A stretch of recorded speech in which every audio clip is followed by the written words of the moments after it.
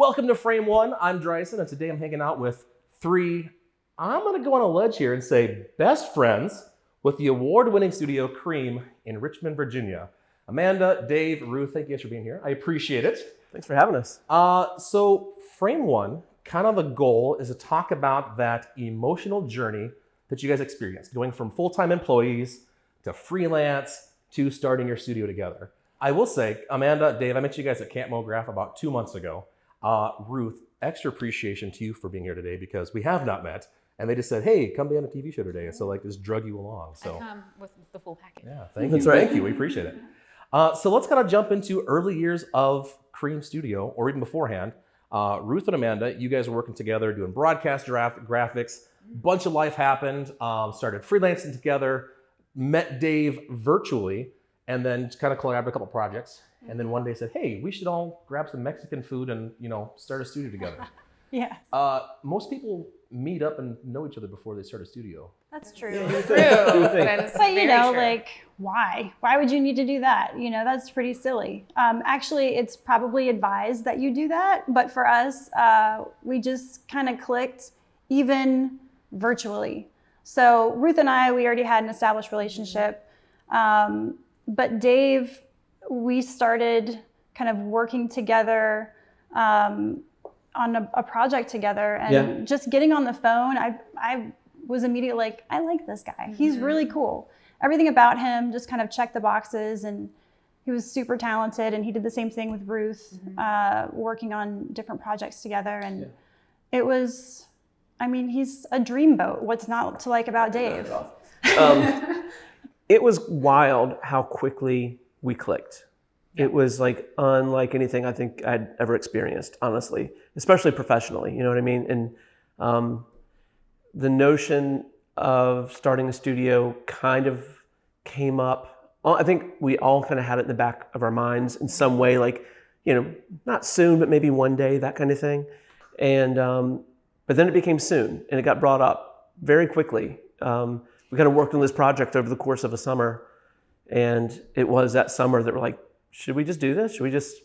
I think you were the first one that said, oh, we should probably start a studio someday. And he mentioned that you had said that to him. And I'm like, well, that's it. It's going to happen. Because I know her, and I know, how she can hypothetically say something's going to happen, and then it does. I was trying to be funny, but I was also testing the waters. And That's right. I remember that. Ruth knew me enough to know that I was serious. I was like, we should start a studio together. And I'm like, waiting for a reaction. Immediately. But it was eventually kind of like, that makes sense. Why don't we do that? Yeah. And then it happened very quickly. Very quickly. Mm-hmm. We agreed to it, and she and I hadn't even met in person. We had met in person a couple times, and it was just sort of wild. Like, we really committed to this thing. I was in upstate New York. You were still here. Yeah. And we're like, let's just do it. And I told my wife, she's like, well, have you met them? Or she's like, she's asking all the questions I should have been in my head. But, just sort of had to explain, no, I know this is different. I know that this is the real deal. Yep. I don't know. It was a weird instinct. It was the right one. With that in mind, going back to when you guys were working together in broadcast graphics, was starting a studio at that point in your goal list? I want to do this? Yeah. Or was it? Yeah, I think so. We didn't know when it was going to happen, but I think I didn't always want to be working for someone else. We definitely had gone through a couple of different jobs where perhaps it wasn't the best work environment. So we knew that we wanted to do something better. Okay. So you leave that job, freelancing for a little bit. You two start Flux Creative. I want to know the difference between that as two freelancers working together versus running a studio. What was that mind shift for you there? That was huge. Very big difference. It's night and day. For one thing, we were still working at other companies while we were doing Flux. That was kind of a side thing. We had it together so that if one of us was too busy on a project at our day job, we could kind of, bounce off of each other for those. But so it kind of went that I was working at a production company and quit very quickly. And then got picked up by a second company really fast. It was actually a lovely company I had freelanced with and done my internship in college at. So I was very lucky in that, like, oh, I have no job. And then like literally 2 days later, out of the blue, they call me and they're like, come in for an interview. And then like by lunchtime that day, I had a job. This one, I had just gone freelance full time. I had taken the big, the big jump off the cliff of I'm doing this now. And at the time I was thinking like we were going to do it together. Yes. But so she was like, yay, you don't have a job anymore. And then like I had to call her and go, I have another job. Yeah. I was like, wait, what?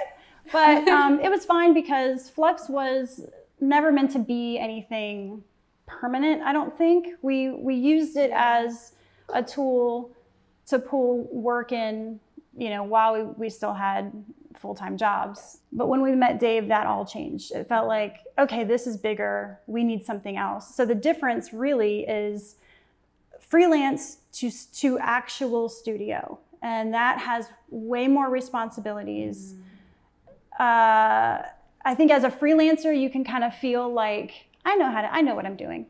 Jumping into a studio, you have no idea what you're doing. And you're reminded of that every step of the way, constantly, still. Yeah. Yes, yeah. I mean, some of the things that I learned running a freelance business translated, move those things over just as far as like kind of the structure of your company and taxes and those kinds of things. And even just like software for invoicing and all that kind of stuff that you sort of have to do. But like once you start a real studio, once you have a brick and mortar, once you have partners, once you have operating agreements, once you have all these things that come together that make it more than just being a one-man show kind of thing, it's not like it's like a little bit harder. It's a lot harder.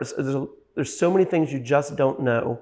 And the learning curve can be kind of steep. And as soon as you kind of feel like, all right, we got this, it's like your accountant says, hey, here's this thing. Or your bookkeeper says, hey, here's this thing. Or your lawyer or whatever. Or whatever, yeah. Or the city or whatever it is. And you're like, all right, tell me again, what is this thing? Mm-hmm. It's like, it's just so many things. And those are the things I guess we knew on some level, like, okay, we have that kind of stuff ahead of us. But it has, man, even you have a physical space that has rooms in it and you need furniture and you need decor and you need a refrigerator and you need machines. You need all these things. As a freelancer working out of your house, it's like, I have my workstation and I have a cell phone. You know what I mean? It's like, I'm set. And so that's just like one facet, it's crazy. Yeah.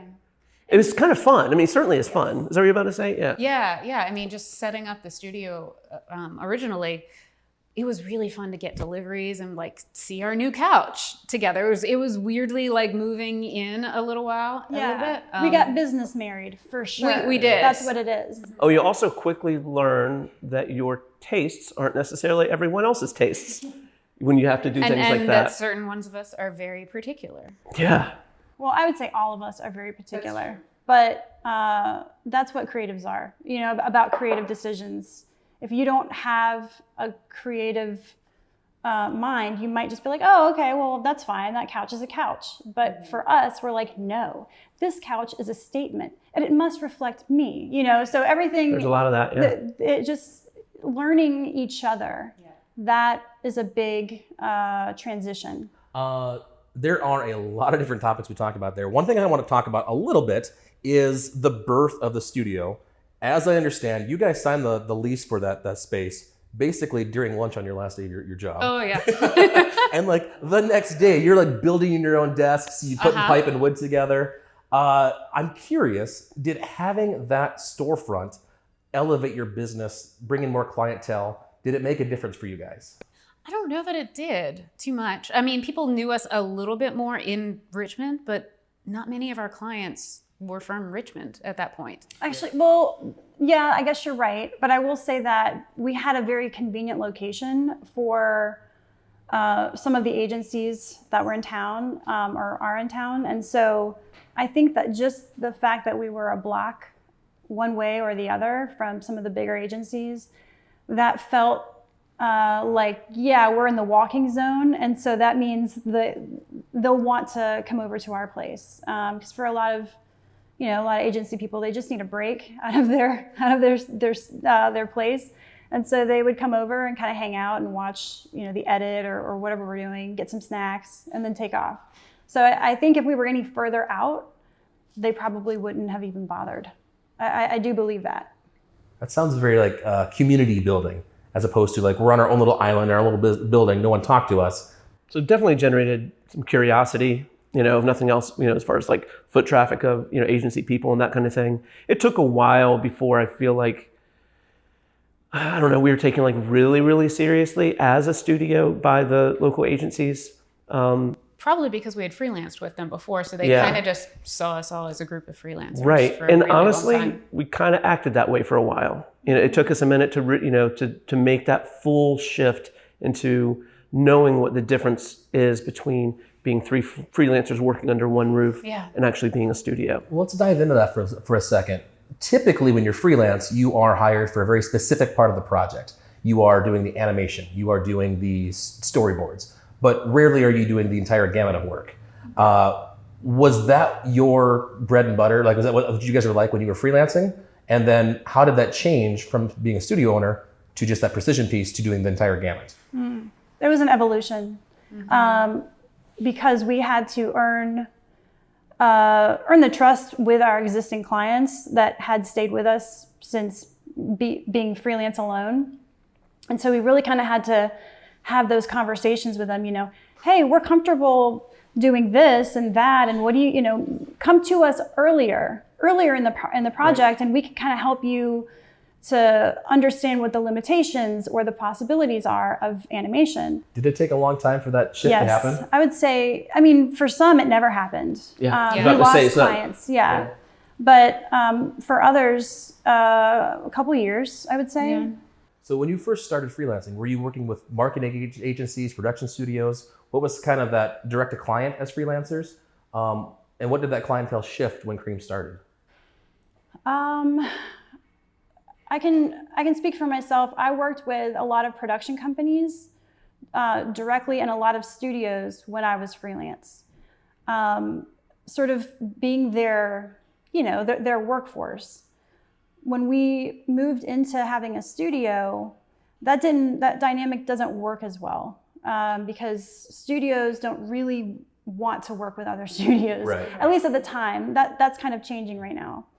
So we started working with more agencies. I think that was the biggest shift. Mm-hmm. And then eventually a few years ago, we started working a lot with clients direct and their internal agencies. And that's been a really good fit for us. Well, let's talk about that for a second. For anyone that's watching this and doesn't know what Cream actually does, what is your dream clientele and how do you solve their problems? I know, I'll put you on the spot there. I know, right? Dream clientele. Can we go back to the easy question? I know, yeah. I like working with direct to client. Honestly, I like people who trust us creatively, and I know that sometimes that means establishing a relationship with them before they can really trust you and trust that you're going to take care of them. But I find I do my best work when they kind of just let me go and like check in and sometimes give feedback. But I don't know. I think any artist feels that way, right? Being able to play in the sandbox and say, Yeah. I've made this for you. What do you think about it? Uh-huh. If you get the thumbs up, it's exciting, or let's tweak it and move this direction. Exactly. Okay. When you move incrementally, I think like when it's too divided, when those phases are too divided, I think that a lot of times clients can respond to something that you were already intending to fix. They're not seeing the big picture. And I get it, because that can be scary. It's their neck is on the line, and maybe you're a new artist working with them or a new studio, and so they're like, oh, they're gonna get it right. But then that can actually sabotage the project if they're in it too much and they're going back and forth, because then they're doing your job and you're not able to really have the room to be creative anymore. So trust is a really, really big deal. And I would say that that's probably true for all three of us, the dream client thing. Ruth nailed it on the head, because working directly, it's less cooks in the kitchen. We've worked with some really great agencies, but we do find that working directly with larger clients that have an internal agency or a really great creative point person, can't beat that. Absolutely. So dream client is someone who, direct a client that really trusts your creative direction, is willing to collaborate and listen to what you guys have to say. So I'm going to go back to the studio. Day one opening. Excitement, obviously. You guys are like stoked. You have our first storefront. I imagine also a little nervous, a little scared for now we have bigger bills, we have expenses, we have this and that. Maybe a little. I think the excitement was more it. We got very lucky with our store space. We had a fantastic realtor who talked us into it because we thought we couldn't really afford much at all because we had no idea what was going to happen with this. And you have to sign a lease for a year. But I think it was 3. 3 years? Yeah, it was 3 years. But he talked us into getting this fantastic space that was nowhere near as expensive as it probably should have been for us. In fact, I think they cut us a deal. But we didn't have any, I don't think we were nervous. We were 100% excited. We were so excited. Could not wait to tell people. And we thought everybody else would be care. just as excited Not at all. as we were. We were like, we can't tell anybody. This is super top secret. Literally, we did not tell a soul. A huge launch day. Yeah. So excited. And then we had our launch day, and people were like, cool. Yeah, I know. Yeah, it was good. Good job, of course, and so we were like, oh, all right, but after that, it was like, okay, this is just business. We just have to focus on the business side of things and the creative side of things, and everything else will kind of fall into place. And so I think that's how it worked for us. When you say that it was just business, the excitement didn't wear off for a long. I'm still excited that we get to do Totally. this. But maybe the being in the studio space. Totally. But also realizing that our excitement is different from everybody else's. Sure. Yeah. There were a lot of our clients who we thought were going to be mad at us for opening up a studio. A lot of the production studios where we were like, oh no, they're not going to like us anymore because we opened up a studio. It didn't make any sense. But at the time, we were like, we're not going to tell them. We're going to go and have coffee with them. We're going to sit down. We're going to tell them and be like, look, we still want to be your studio, your resource. And they were like, that's great. Good job. Yeah, very. It was. Why are you so scared about But it was very. It was very much a wanting to make sure that it wasn't interpreted as we are setting up shop to compete with you, because that was not. By default, we're another studio, so there is going to be some level of competition, but that was not our goal to we're going to get your clients. It was more like now we're part of the community you're part of. I feel like you guys are very people focused, relationship focused. Yeah. Has that kind of been a key factor of your success? I think it has to be. I feel like now this is my my impression of us. I'm not going to do an impression, but my impression of us. Or the way I think that we're viewed as being very friendly, very kind of open, kind of loose. We're not we're certainly a business, we're certainly a studio, we certainly take the work seriously, but we have so much fun together when even when we're just on Zoom calls these days, it's still so fun.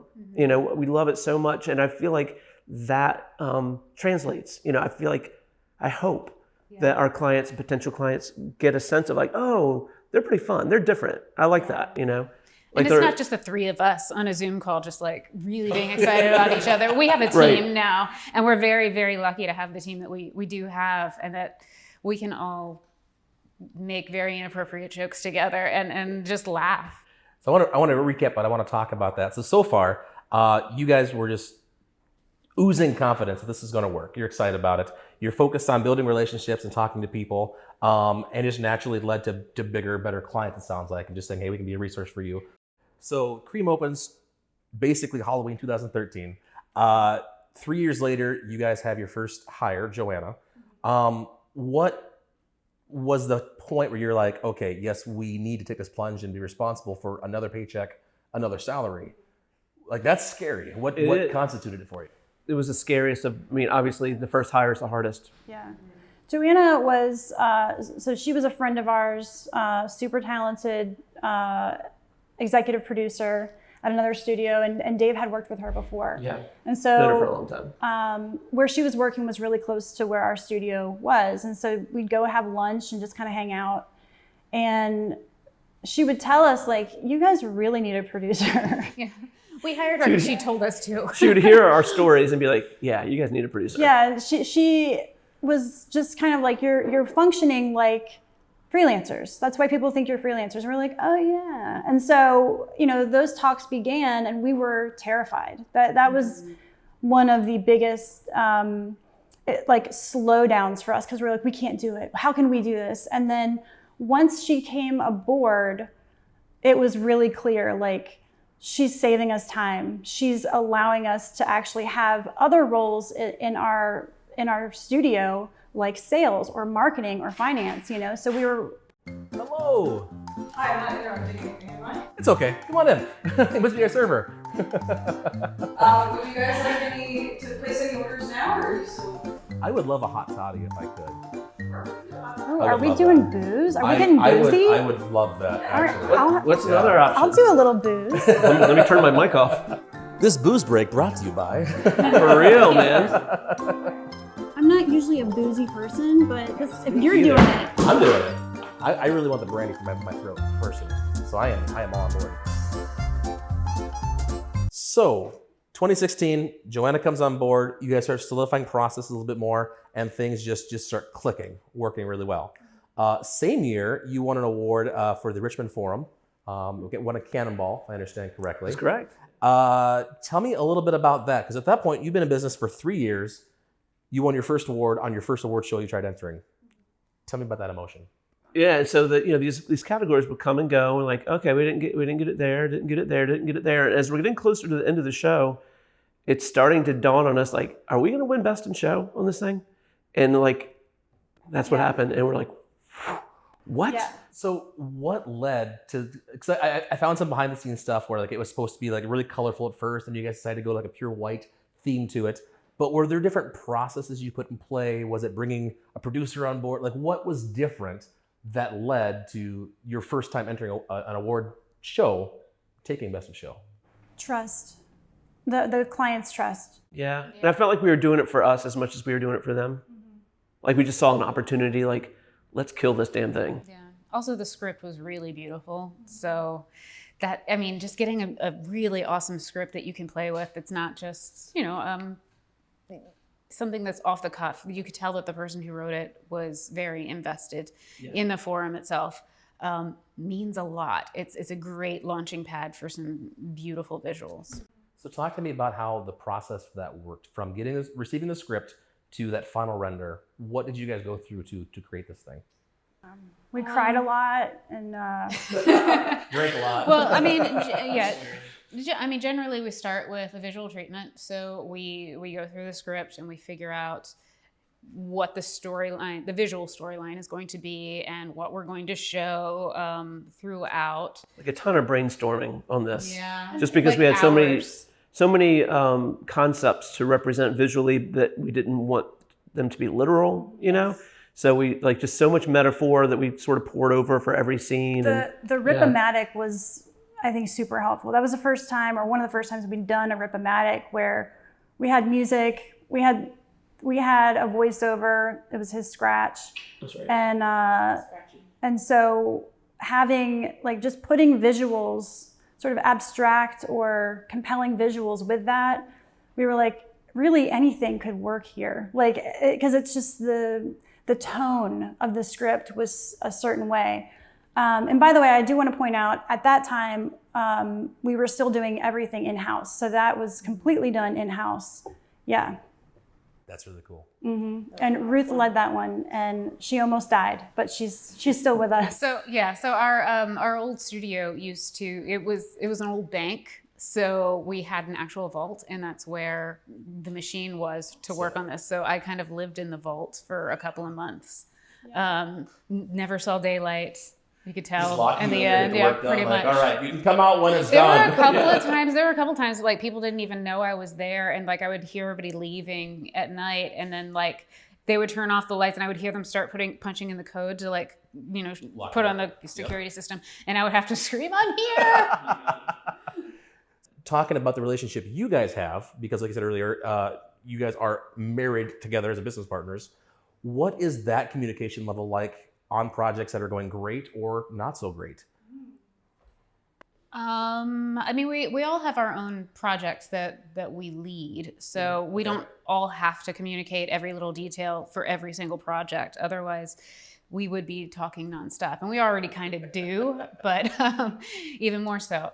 For the projects that we do together, I mean, we talk so much. I mean, it all comes down to communication and like knowing that even if you're not fighting, but like you're not agreeing about something right now, and yeah, it can be frustrating in the moment, but then like knowing that you'll come back and go, you know what, I'm still very, very lucky to have these two people as my partners.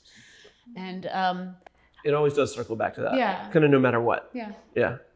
And there are definite disagreements either in taste or, you know, direction on a million things, how we run a company, how many people we have, whatever, what apps we use.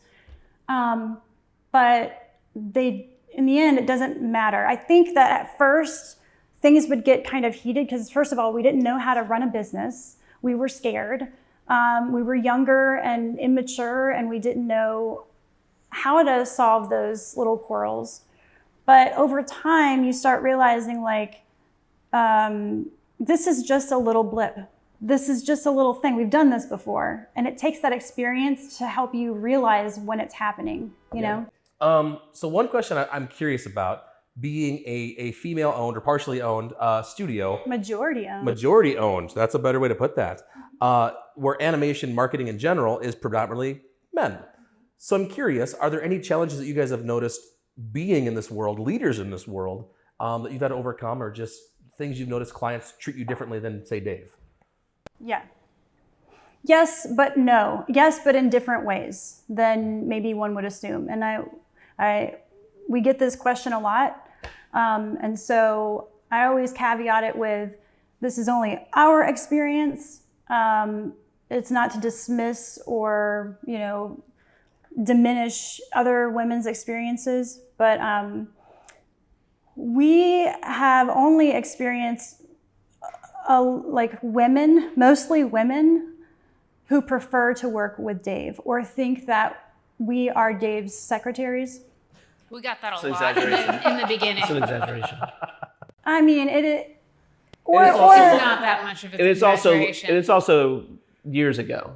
that's true, but Except they for still that one. prefer to work with you. There are some clients that we had that came with me, you know, from the freelance world, and that's just kind of what they knew, you know. And it's kind of like what I was talking about earlier. Is like really just loving building those relationships, and so for them, there's value in that, you know. So were there steps that you guys took or overcome to work on yourselves to project that, no, I'm not a secretary, I'm an owner here? Or was it just a thing of time as Cream grew? It just I think naturally it was faded more away? of a time thing. For me, it was just understanding. I don't think Okay. Yeah. For me, it was time, but it's also learning why. You know, is it my tone? Is it because I'm too smiley? Is it just trying to make sure that I'm seen, I can only speak for myself, but I'm seen as a creative person who asks the right questions. And like I said earlier, that's when you start gaining trust, is by asking the right questions. So that helped, I think, people see me in a different light. Okay. I think it's possible too that like early on, you know, it's a hindsight thing, but you know, early on we may not have been particularly great about communicating what our studio is and what our roles are and what our backgrounds are and what our strengths are, and you know, just so people fully understood like, okay, so these people that make up the studio, well, I know him, I know what he does, and we, you know, one, maybe they're not asking the right questions, but at the same time, maybe we're not like putting ourselves out there in a way that makes it clear, what we're up Yeah, to. I mean, at the time, we didn't know that we needed to do that. Yeah, that's what I'm saying in hindsight, for sure. Yeah. That prompts an interesting question then, because when you first started, Ruth, you were the CFO, Dave was doing communications, and Amanda was marketing. Now it's flipped, where Ruth, you're doing marketing, Dave is CFO, and Amanda's doing sales. Is that still accurate? You got that right? First of all, you know too much. Yeah, I'm like, how do you know that? I'm just saying, and we have a drink break before we get into this exciting stuff. Oh, yeah. Finances. Oh, they're pretty drinks too. All right, so I have that baby bird we did it. Do you have? I like how ours looks. Cheers to your new YouTube channel. Yeah. Thank you. Cheers, you guys. Cheers. Cheers.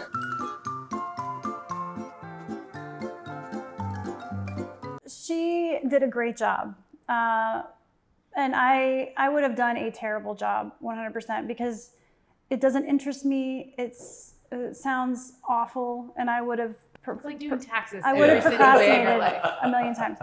But we started realizing that, I mean, all of us, not just like me and Dave, like, oh no, Ruth's doing a bad job. It wasn't like that at all. Ruth would present information like this, and we would crack up. She'd go, all right, guys, so this is fuzzy math. So I'm pretty sure it's like, and we would crack up because we're like, all right, well, how fuzzy is this? Yeah. So the way that I run my personal finances is like, I get a bill, I pay it right away. Like, I never carry anything on my credit cards. I pay off my cars immediately. Like, Yeah, she is the best with money. yeah. Yeah, so that's the weird thing. So like, all I need is fuzzy math because it's like, here's a bill, I paid it. Yep. Like, I don't need anything more than that. But I think we realized that we needed a true salesman, salesperson, and we needed to kind of flip some things around because my husband is in sales and he was like, you guys aren't really doing sales. And we were like, ew, sales, because we didn't really understand really what it was. And we also stayed really busy. We didn't need Well, yeah, sales. there's that. But sales would allowed you to grow, to do these top We levels. didn't Right. know We didn't that. know that part. Okay, we didn't know that, smarty pants. No, but I think it just sounded like, oh gosh, we don't want to do that. We don't want to meet new people. We don't want to like be a We don't wanna used be car schmoozy. That Easy. surprises me. I figured with your guys' like personalities, here's some cookies, do some business with us. We didn't want to be like buy something from us. Yeah, like if it's just like, Asking hey, for let's go work. hang out and get to know you, that's great. Okay. But Oh, man. if we want something from you, like that feels disingenuous. So how did that first sales pitch go? What was that like when you're like, let's just go hang out with this person, get them to like us, and let us naturally I don't buy a remember big the project? first one. Me either. Just in general then. Like, Yeah. Well, that is a different mindset shift. I think we did a lot of things that didn't work initially. We went to like networking events and things like that. Like that, I mean, it might work in your, neighborhood or location, but like for us, did not work at all. Yeah, It was a Richmond's big not waste of time. hotbed Yeah. for this industry. Yeah. So like the people we're talking to have nothing to do with what we do. And it just took me a while to realize what sales actually was and our approach to sales. It's not me, us.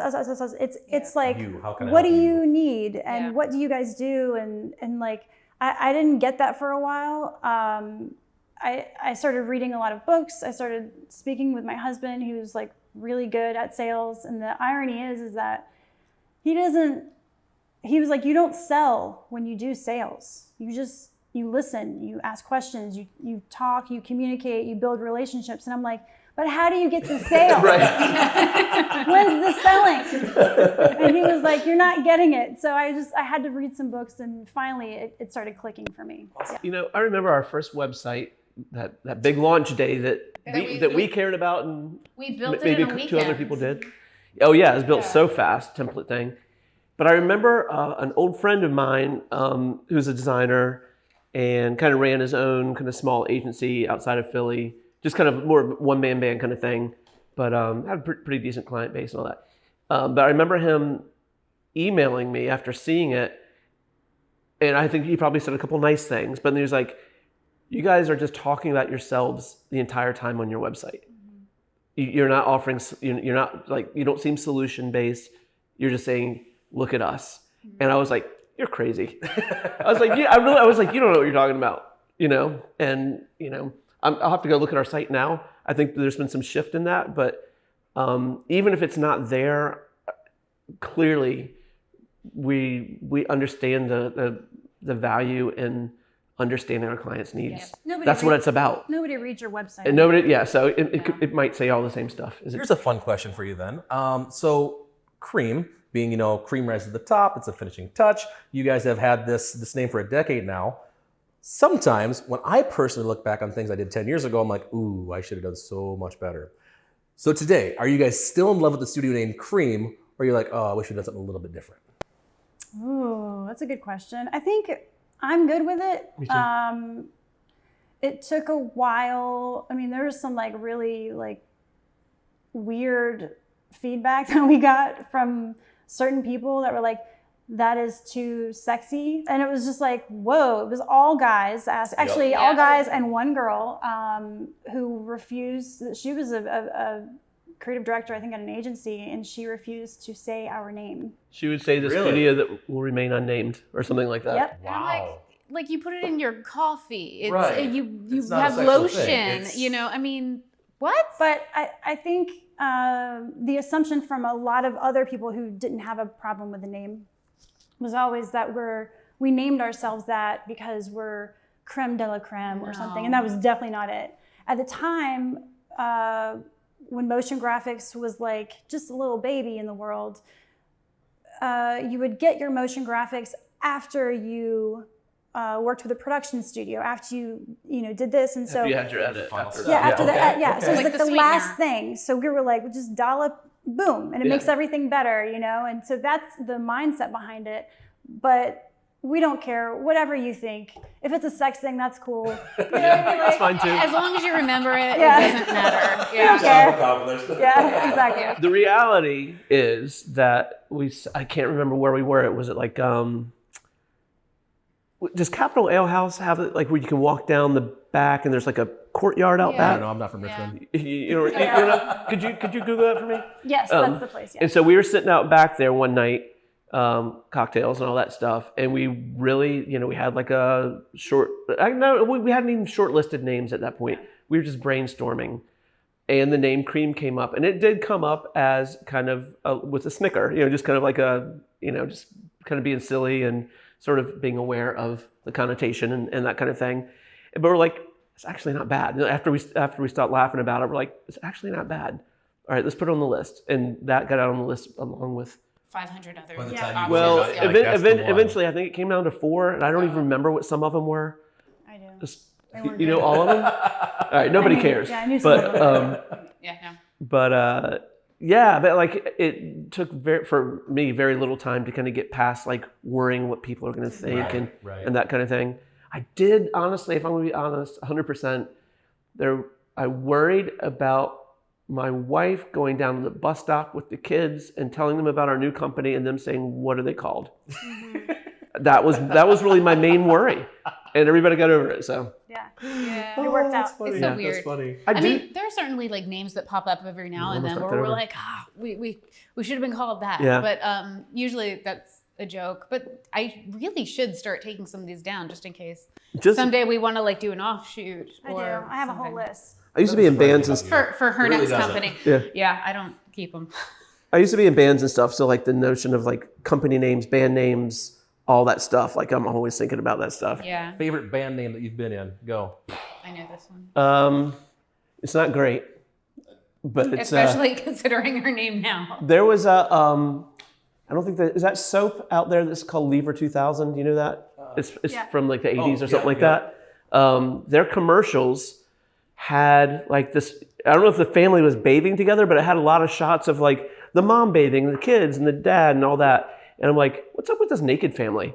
And I'm like, naked family. So I had a band called Naked Family for a while. That was pretty good. I think that's my favorite. I like that because I like that it came from a stupid commercial. Seems like the cover of that would be so weird and awesome. The cover of that album? Yeah. Yeah. Imagining some Nirvana vibes. Yeah. I'm just imagining I don't know if we can say that without censoring. just from the shoulders up, and then everybody's got shampoo in their hair, but it's Yeah. just 5 people lined up. So diving into the work for a little bit, when I was doing the research, I noticed a lot of stop motion, a lot of 2D. It's 3D sprinkled throughout the Cream career, but not, exclusively until the last couple of years. It seemed like you guys really doubled down and started checking that out. Things like Bell Island, the Dual Playbook Lottery. There was a teeny tiny tech world, which is currently my favorite motion design piece of Really? all time. I'm always so surprised about that one because so we work with a company out in San Francisco, and everything we do for them is purple because that's their color. So I just think of them as my purple projects. So when we do a lot of them, and that was one of my favorite ones. So we repurposed it so that we could, because we can't share their name or the content or anything. So it's always super weird to me when everybody points that one out, because it's oh, that's just one of 10. I think what I loved about it was it's a cinematic, it's just beautiful design, but then the motion reinforces the design on top of it. It is, in my opinion, the best piece I've seen of 2021 to whenever it came out. Wow. I loved it. I was Holy shit, I thank fangirled you. hard. That's so weird. Well, see, I think part of this, how she said, it's one She's of many. too close to the project. When you sort of work in that world and the same visual aesthetic over and over and over again, and try to reinvent it, all right, how are we going to, visualize all this abstract, all that stuff? At some point, you're okay, I like this stuff, but enough. So I have a feeling there could be some of that, because I agree. I think it's solid. That work is really solid. I think, to answer your question, the difference between why we've started having more and more 3D is we have staff 3D artists, but we hadn't had that before. So we have the resource, the consistent resource there, who is awesome to work with and understands our team and the projects and all of that.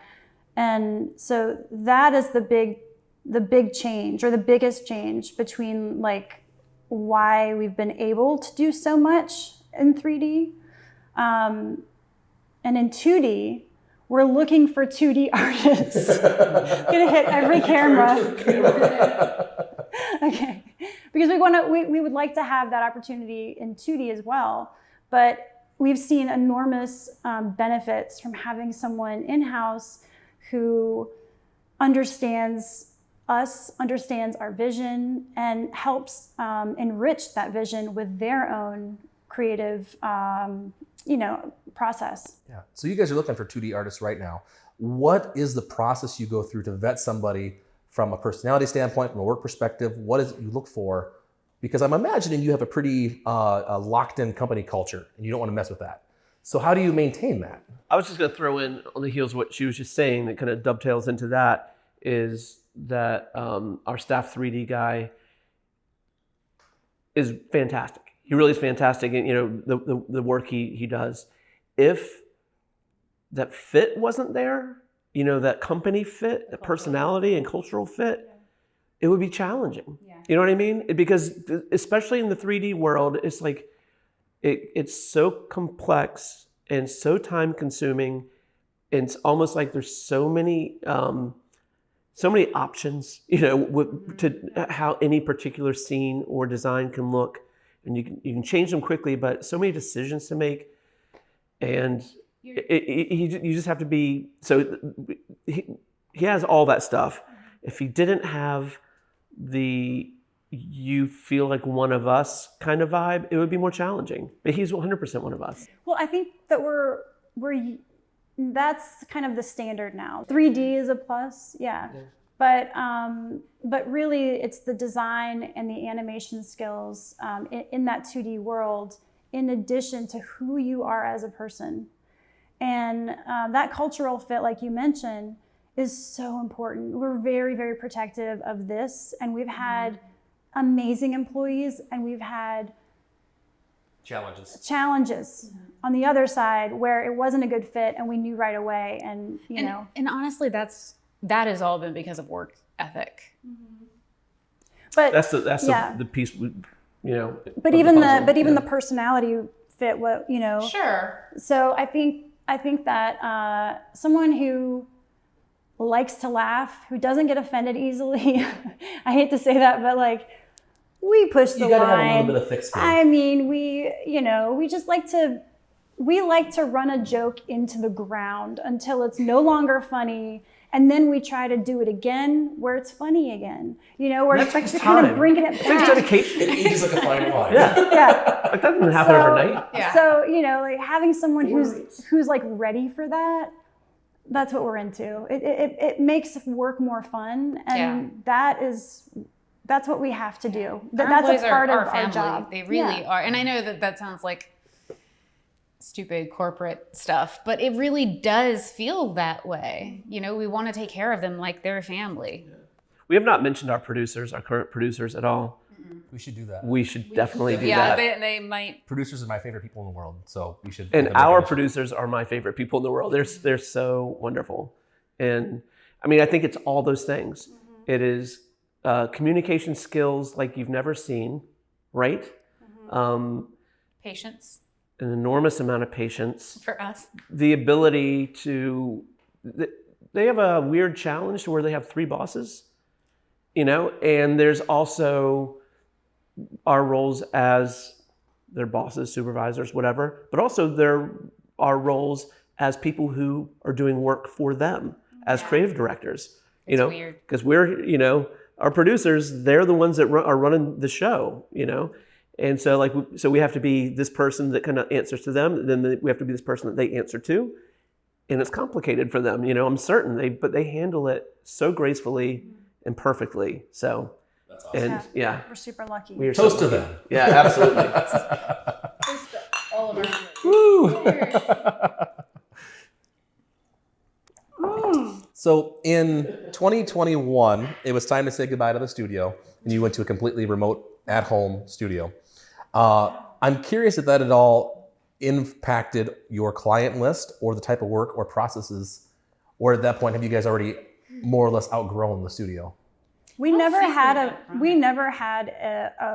a heavy Richmond client base, not even a East Coast client base. It was just a lot of people found us through referrals, or they found us online. Yeah, just stumbled upon us somehow. So moving from a studio, like a brick and mortar, to just working from home had actually a very positive effect on our work life. We found more of a work-life balance. That's awesome. Yeah, and we didn't have to, one of our least favorite things, and I'm sorry if any of the clients are listening, but was for someone to just pop in, because it was very disruptive to whatever we were focused on. And although we loved hanging out with people, it was like, oh no, I got to do this now instead of this. So if you're chasing a deadline and someone pops in, it's like, Uh-oh. how do you do both? even How if do you the- not be an asshole and then also get your work done? Yeah, even if the landlord popped in or something, which happened. Takes you out of the zone. Yeah. Yep. That So happened a few times. it happened a lot. He liked So us. He really liked us. yeah, we he liked was a him. really good dude. But anyway, yeah, so that was actually like a really good thing for us. And also not being together meant we couldn't have lunch together, which meant we couldn't, waste a couple hours at lunch or even an hour at lunch when not that we don't take lunch anymore, but it group was more lunches are a flexible. slippery slope. Yeah, They they really can are be, for but us. I imagine they also lead to like new ideas, brainstorming. Now that you are all Yeah. remote and those little like chance encounters that lead to something great, has that gone away at all, or It's is gotten it like better. I Really? think it's gotten so much better. I think what we when we're doing like a visual treatment together, instead of all getting in the same room and like sitting together for hours, there would have been a lot of like jokes and like shooting the shit and everything. Now it's like we really just get down to business so that we can get that done. there's still jokes, and we still yeah. we waste time, but it's not as much. You're Okay. right. Yeah, for sure. more productive? Got Yeah. it. Well, that is it on my question list. I think our cards are getting a little full in the cameras. Okay. And you're going to laugh at me because this entire time I was so nervous about how to make sure the conversation kept flowing, how to like introduce you guys, yada, yada, yada, that I didn't put any thought into how to end the show. So Oh. I think I'm just going to say thank you. Leave it up to me. Leave it up to you. I'm just kidding. Floor is yours, Amanda. You put yourself on the spot. Yeah, I was gonna get on the table, but I'm not stopping you. I won't do it. So I guess I just want to say thank you guys so much for taking this hour and a half to hang out today. Yeah. It's been Super so fun. appreciate you guys. It was really fun. And thanks for being part of FrameOne. All right. Absolutely. Cheers. Thanks for having us. Cheers to your first one.